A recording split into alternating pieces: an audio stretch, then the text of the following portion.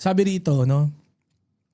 1 year after, naniniwala pa rin akong sinakripisyo ni VP Sara ang tatay niya na maaresto at makulong sa dahig para maging presidente siya ng 2020. Ito speculation to ng isa sa ating mga tropa. No? Si Tatay Benji, sangayon din siya eh. Agree siya. No? No, pero ito, I think it was a post from Attorney Reyes del Rosario. So, naniniwala pa rin daw eh. VP ka, tapos hindi mo alam na aarestoy ng tatay mo pagdating sa airport, kalokohan.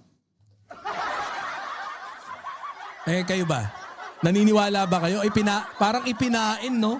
Pucha, palit ulo. Ngayon, no? Siguro naman kung... hindi, kasi yun ang ano eh. Actually, with the ano rin, no? Let's give it to them.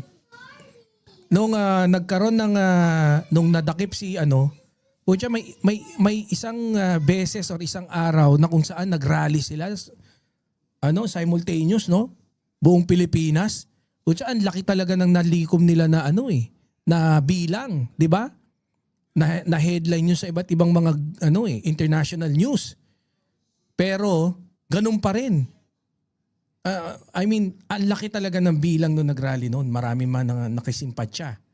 'Di ba? Oh, marami nakisimpatya noon that time kasi nga nakakaawa nga naman ang walang niya. 'Di ba? Syempre, bakit naman tayo maaawa? Hindi, pero ganun kasi yung pinapalabas nila noon that time kaya maraming nakisimpatya. Maraming nakisimpatya and yun nga, yun talaga yung target doon. Kagaya nun ng sinasabi ni Attorney Reyes del Rosario.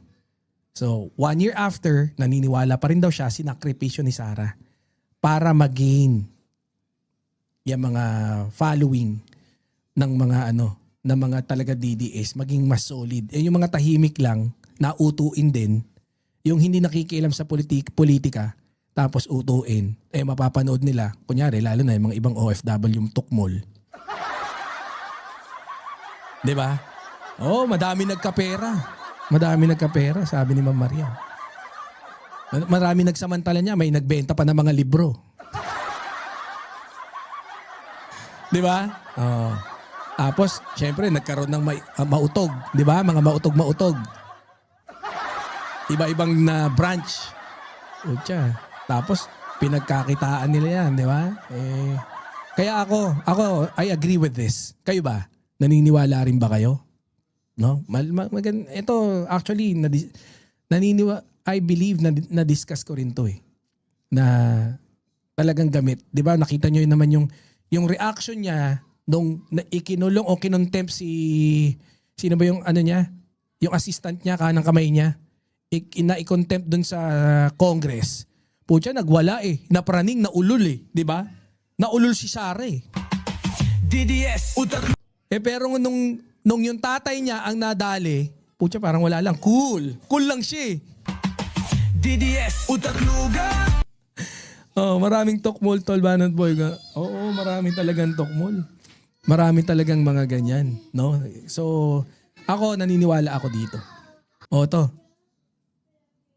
Bash siya sa akin. Tapos alam nyo ba, yan. nag-bash siya sa akin. Tapos alam nyo ba, he's earning 16,000 monthly. Putang the audacity to bash me and you're earning just, it's not even enough. So, kailangan pala may ka? Bago ka mambash. May qualification. Walang iya kayo mga DDS kayo. DDS, utakluga. DDS, tanga-tanga. Ano lang yan? Hindi nga yung bag ko nga, yung shoes ko nga, worth 80,000, 77,000. Ganyan. Tapos 16,000 lang monthly mo. Bakla, pangitag other work before you... Ito kasi, natae. Excuse me dun sa kumakain dyan. Natae. Sa spa. Hindi ko alam kung anong Pero, ang sinasabi, pinagkakitaan niya raw yung live yung pagtatae niya. Kung pagtatae niya, pinagkakitaan pa.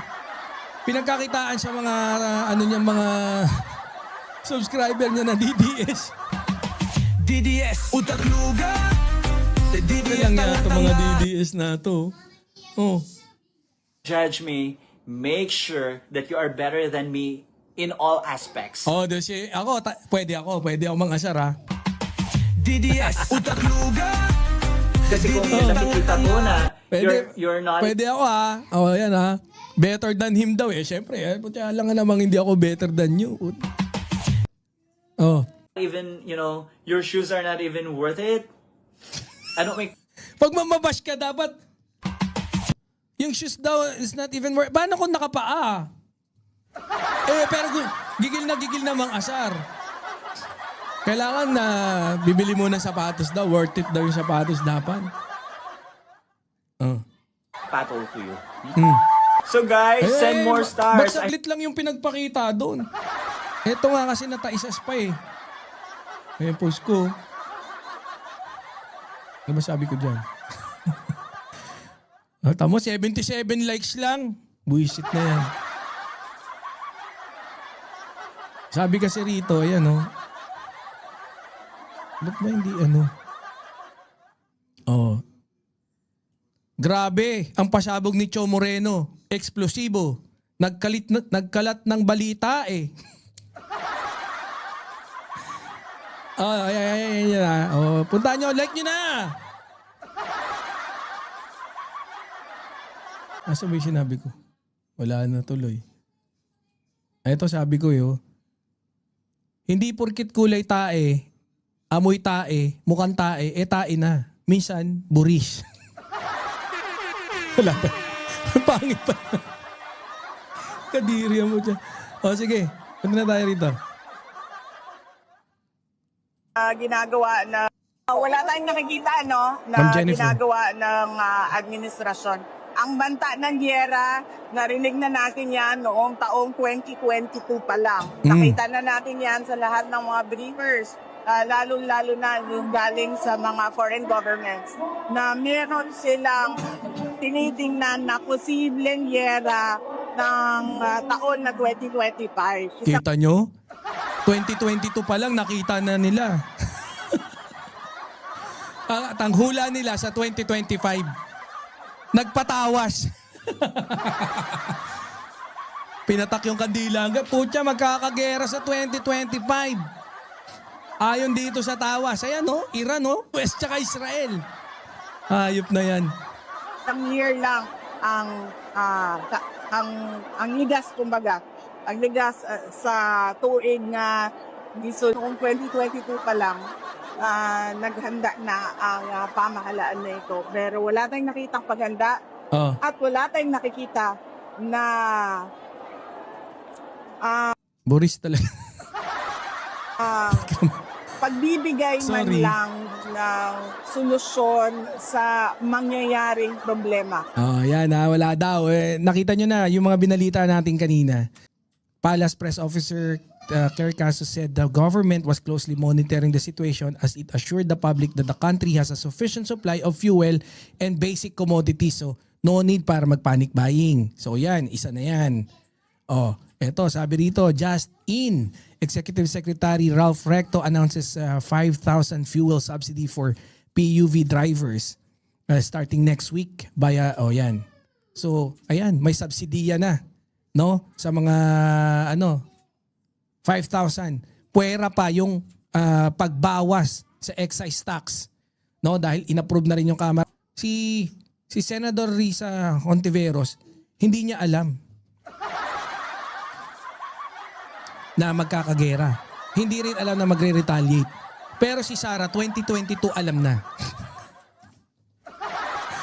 Si Robin Padilla, alam na rin. 2024 naman kay Robin. So since 2024 alam na ni Robin, baka ang reference niya yung tawas. Yung tawas ni Sara. 'Di ba? Very good pala kayong dalawa eh. Tapos yung Iran, na sorpresa din sila kaya nga namatay yung leader, 'di ba?